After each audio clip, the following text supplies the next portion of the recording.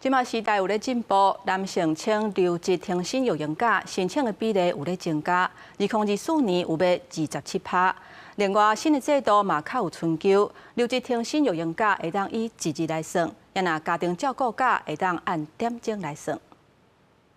即阵囡仔生少，政府为了鼓励翁仔某生育子女，陆续增加各种的津贴。也若行政院最近公布统计数字，显示对2021年推出提悬育婴留职停薪津贴到8成才政策了后，2024年男性申请比例升悬到26.9%，比例是当日来增加。然后一直担心工作，然后也可以陪小孩多一点。因为现在好像也有很多就蛮担心，就是如果送给别人或是请保姆的话，会有担心。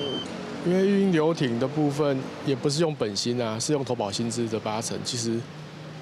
我觉得还是蛮有限的。民众普遍希望有更加多补助，也认为称留薪停职应更加有春秋变化，会愈有帮助。对此，这制度的春秋变化，新的制度已经伫1月1日实施，用个请一天也是按点钟请这个家庭照顾假。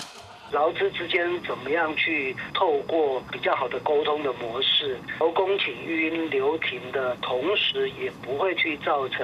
雇主在人力安排上的一些困难的话，它是可以创造劳资双赢的。因为这个8成对于一些不管是男性爸爸或妈妈都是比较有帮助的，特别是男性爸爸，传统观念会认为父亲还是比较有经济上养家的责任。 对着新制实施了后，团署头家以人力调配为理由，定内规限制工一天只会使一人申请的情况。劳动部强调，逢车人提出带囡仔留职停薪的申请时，头家袂使拒绝，也是该看做无来上班，影响全群的奖金。要考绩，也是予伊不利的处分，拢看做是违法行为。头家必须要了解新的制度，避免违法。